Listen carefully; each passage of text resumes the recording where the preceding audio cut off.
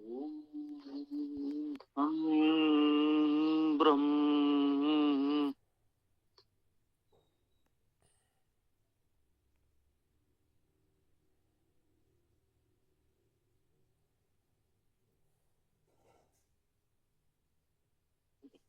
ओम ऋग्वेद मंडल 10 सूक्त 85 पर हम लोग चर्चा कर रहे हैं। आज मंत्र 10 पर चर्चा करेंगे।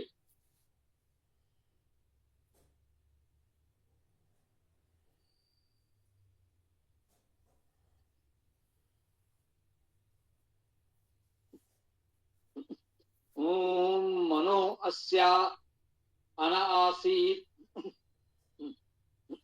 द्योरासीत उतच्छादः शुक्रावनड्वाहा वास्ताम यद यात सूर्याग्रहम्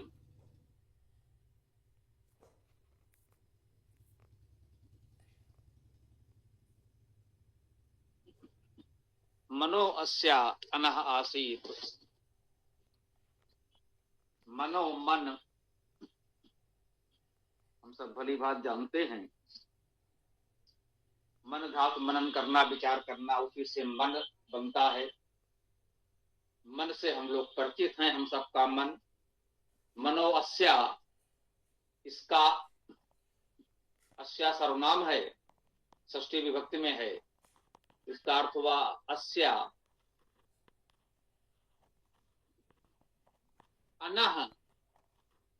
देखिए एक पद है अनः और संधि के प्रभाव से विसर्ग का लोप हो गया है, आगे आसीत है। इस प्रकार से स्वर आता है दीर्घ स्वर विशेष रूप से, तो विसर्ग का लोप हो जाता है। मनो अस्या अनः आसीत, इसका मन अनः आसीत, अन था। अब ये अन क्या है? इसका मन अन था।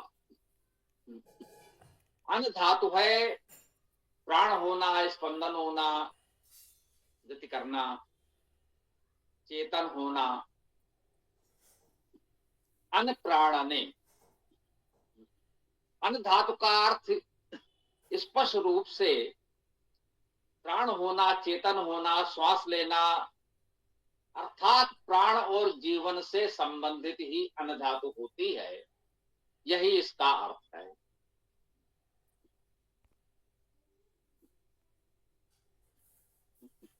तो कह सकते हैं मनोवस्या अना आसीत, इसका मन था, प्राण था।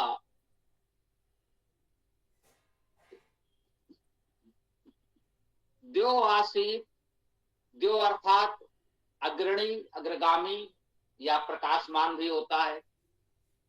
द्युत धातु से द्यो शब्द की व्युत्पत्ति की जाती है, तो इसका अर्थ प्रकाशमान होता है। और द्यु धातु का अर्थ है अग्रसर होना, तो द्यो का अर्थ अग्रसर, अग्रगामी, अग्रणी और प्रकाशमान दोनों कह सकते हैं। द्यो आसीत और इसमें उत छदी, ये उत इसमें है, ये उत तो अव्यय ही है। और के अर्थ में जैसे हम लोग वर्तमान खड़ी बोली में और कहते हैं, तो द्यो आसीत, द्यो था, उत और छदी ही, छात्र।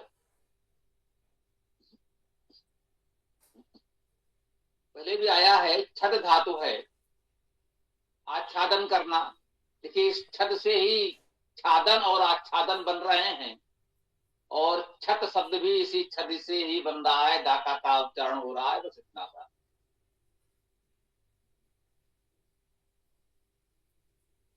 तो छदी अर्थात आच्छादन। द्यो आसीत उतच्छदी, द्यो इसका आच्छादन था। द्यो अर्थात आकाश कह लें, जहां प्रकाशमान सूर्य चंद्र तारे आदि हैं। उस आकाश को देव कहा जाता है। कहते हैं इसका मन और प्राण था और देव ही इसका आच्छादन था। शुक्र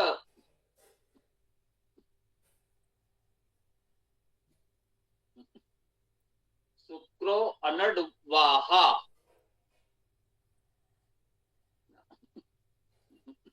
शुक्रो, अब देखिए शुक्रो पद है, द्विवचन में है, यहां तक तो ठीक है। दो शुक्र, अब ये दो शुक्र क्या हैं? शुक्र शब्द का अर्थ शुचि धातु से पवित्र करना, पवित्र होना। शुक्र गतो धातु भी है, गत्यर्थक है, गति करने के अर्थ में है। शुको यहाँ शुक्रो पद है तो गति करने के अर्थ में वेगवान भी ले सकते हैं, पवित्र भी ले सकते हैं इस धातु से। तो पवित्र वेगवान अनडवाहो,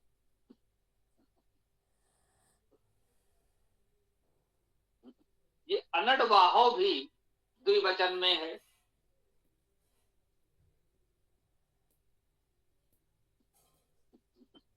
अनडवाहो, अनड को बहन करने वाले, अनट को बहन करने वाले। अन धातु तो प्राण के अर्थ में हमने कहा, तो इन प्राणों को वहन करने वाले शुक्रो अर्थात पवित्र, वेगवान, गतिमान, प्राणों को वहन करने वाले अनड प्राण और वाहो वह धातु वहन करना, अनड वाहो, इन प्राणों को वहन करने वाले आस्ताम थे। देखिए शुक्र द्विवचन में है, अनडवाहो द्विवचन में है, तो आस्ताम भी द्विवचन में है। ये क्रिया है आस्ताम। युगल है, दो हैं, ये बात तो ठीक है। प्राण श्वसन की बात भी की जा रही है, जीवन की बात की जा रही है। यहां पर द्विवचन में इनका प्रयोग हुआ है, इसको हमें ध्यान देना चाहिए।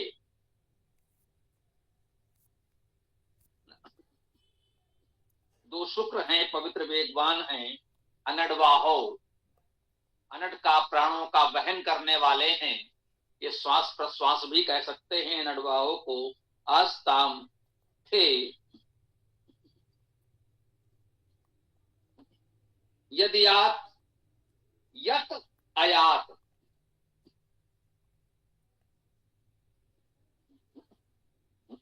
यत जो, आयात चले गए, या धातु जाना चलना, आ क्रिया उपसर्ग है, क्रिया के लिए आता है, क्रियाओं में आता है। आयात अर्थात गए चले। सूर्या ग्रहम, सूर्या प्रथमा विभक्त एक वचन में है, करता है ये। ग्रहम ग्रह को द्वितीय विभक्त एक वचन में है।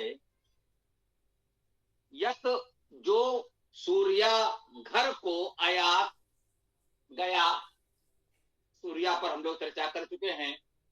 सृजन ऐश्वर्य प्रेरणा, सुप्रसवे सुऐश्वर्य सुप्रेरणे धातु से सूर्या पद निष्पन्न होता है। तो सृजन प्रेरणा ऐश्वर्य से युक्त सूर्या घर को गया, ग्रहम आयात, ग्रह को चला या ग्रह को गया।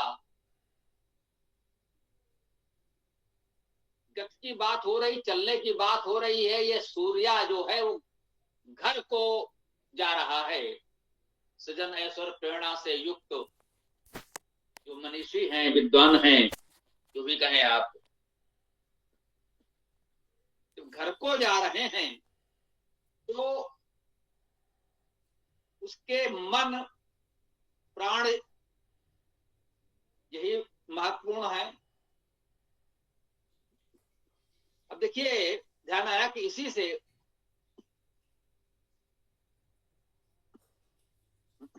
वैवाहिक संदर्भ में यहाँ पर इस प्रकार का भावार्थ सामान्यता कुछ लोगों ने संभवतः किया है कि सूर्या घर को जा रही। अब घर को जा रही है, घर को चला इतना तो ठीक है। अब यहाँ पर मान ले सूर्या वधू है, उसका विवाह हुआ है, घर को जा रही है अर्थात पति गृह को जा रही है, ये पद भी अपनी ओर से जोड़ लीजिए। तो सूर्या जब पति गृह को जा रही है तब क्या है भाई, उसका मन ही अन है, अन का अर्थ रथ कर लिया गया। जब सूर्या विवाह के पश्चात विदा होकर पतिगृह को जा रही है तो मन उसका रथ था और देव अर्थात आकाश उस रथ का छत था। अब इतनी कल्पना के घोड़े दौड़ाए जाएंगे तो देखेंगे कि क्या वास्तव में ये सटीक बैठेंगे भी कि फंसेंगे भी। अन्न का अर्थ रथ मान भी लें, अन्न का अर्थ तो वैसे प्राण ही है, अन्न में ही प्रा जुड़ता है तो प्राण बनता है, अप जुड़ता है तो अपान बनता है, बी जुड़ेगा तो ज्ञान बनेगा, सम जुड़ेगा तो समान बनेगा, उत जुड़ेगा तो उदान बनेगा। ये पंच प्राण जो होते हैं इन सभी में उपसर्ग नए नए लग रहे हैं, परंतु अन्न तो सब में है। अन्न प्राणने धातु है, अन्न धातु का अर्थ ही है प्राण होना, चेतन होना, स्पंदन होना, श्वास लेना भी है, ठीक है। तो श्वास प्रश्वास चेतना जीवन स्पंदन यही अन्न धातु का अर्थ है। तो अन्न का अर्थ तो प्राण या प्राणवान ही कर सकते हैं। इसका मन बहुत प्राणवान था,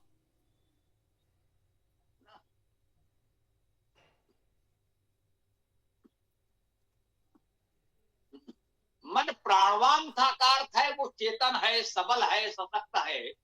अभी भी हम लोग कहते हैं कि भाई प्राणवान व्यक्तित्व है, जान आ गई, जान भी प्राण के अर्थ में ही तो हम लोग प्रयोग करते हैं। मतलब एक बल मिला तो कह रहे मनोवस्या अनह आसीत, इसका मन बहुत प्राणवान था, बहुत सशक्त था, सबल मन था। देवासीत उच्छदी, यह आकाश ही उसकी छत थी, अर्थात उसके पास कोई घर महल था या नहीं था कोई बात नहीं। अभी भी हम लोग कह देते हैं भाई कुछ नहीं कोई बात नहीं, आकाश छत है, धरती बिछौना है, नहीं जिनके पास कुछ है बेघर से हम लोग कहते हैं गृहविहीन है, तो भाई धरती ही हमारा बिछौना है, धरती पर सो गए, आकाश ही छत है, नीली छत। तो इस रूप में हम कहते हैं सूर्या सृजन प्रेरणा से युक्त एक सशक्त व्यक्तित्व जब घर को चला, अर्थात ये कह लें कि अपने लक्ष्य को पाने के लिए वो आगे बढ़ता है, तो सबसे पहली बात तो ये है कि उसका मन प्राणवान हो, मन सबल हो, सशक्त हो, और इस आकाश को छत मान कर चले कि हाँ और कोई छत है नहीं है, ये आकाश ही सबसे बड़ा छत है। इस आकाश के नीचे हमें अपने मनोबल के साथ कार्य करना है। और शुक्रो अनडवाहो आस्ताम,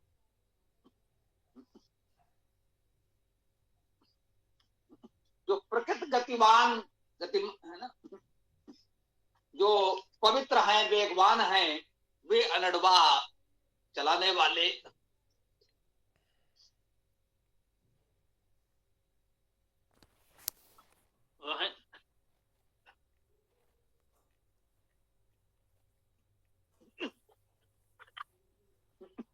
हमारे प्राणों को जो चलाने वाले हैं परमेश्वर है, गुरु हैं, माता पिता हैं, वे पवित्र वेगवान हैं। लौकिक अर्थों में अनडवाह को बैल आदि से भी कहा गया है, जो वाहन खींचते हैं। यहाँ अन्न को जिन्होंने रथ कैसे भी मान लिया है तो नड़वा का अर्थ वो बैल या घोड़ा ही कर सकते हैं। तो हम कह रहे हैं कि शुक्रो पवित्र वेगवान अनड़वा हो, अनड़ का प्राणों का वहन करने वाले थे जब सूर्या घर को चला या चली, कोई बात नहीं, सूर्या घर को चली। यदि ये स्त्रीलिंग है तो भी कोई बात नहीं, पुल्लिंग में सूर्या होना चाहिए, विसर्ग होता। सूर्या दीर्घ आकारांत है तो स्त्रीलिंग में है, इतना मानने में कोई संकोच नहीं होना चाहिए। तो अब ये मंत्र है और इसको वैवाहिक संदर्भ में थोड़ा सा जोड़ने का प्रयास किया गया है। इसको विनियोग कहा जाता है। स्वाभाविक है, पूरी तरह तो उस पर घटित नहीं हो रहा है, थोड़ा इधर उधर करके भी पूरी तरह से अर्थ उस संदर्भ में तो नहीं आ रहा है, लेकिन एक होता है कि भाई प्रसंग से जोड़कर उस मंत्र को पढ़ा गया और उस अवसर को ध्यान में रखते हुए उस तरह का एक भावार्थ प्रेरणाप्रद ग्रहण किया जा सकता है। बहुधा हम लोग देखते हैं कोई कविता छंद आदि हमको है, कोई अवसर आया हमारे सामान्य वार्तालाप में तो हमने कोई कविता, कोई छंद, कोई वेद मंत्र ही कोई श्लोक पढ़ दिया जो उस अवसर से संबंध रखते हुए उसका एक अलग प्रकार का अर्थ कर लिया जाता है। यद्यपि वह कविता, श्लोक, मंत्र जहां पर आया है वहां उसका अर्थ उससे बहुत अलग भी हो सकता है, पर उस प्रसंग में एक प्रकार से हम उसका उपयोग कर लेते हैं। इसी को परंपरागत या शास्त्रीय शब्दावली में विनियोग कहा जाता है। तो वेद के मंत्र तो हैं, वो तो हमें एक जो जानकारी प्रेरणा देते हैं वो है ही, परंतु लौकिक जीवन में विविध अवसरों पर विविध मंत्रों का उपयोग विनियोग किया जाता है और किया जाना चाहिए, इसमें कोई हानि भी नहीं है, निश्चित रूप से किया जाना चाहिए। इसी प्रकार से वेद मंत्रों को जीवन में हम अपनाते रहेंगे तो ये अच्छी बात होगी। तो अब यहाँ पर हम इस मंत्र की व्याख्या को विराम देते हैं, आप लोग अपनी बात रख सकते हैं। ओम।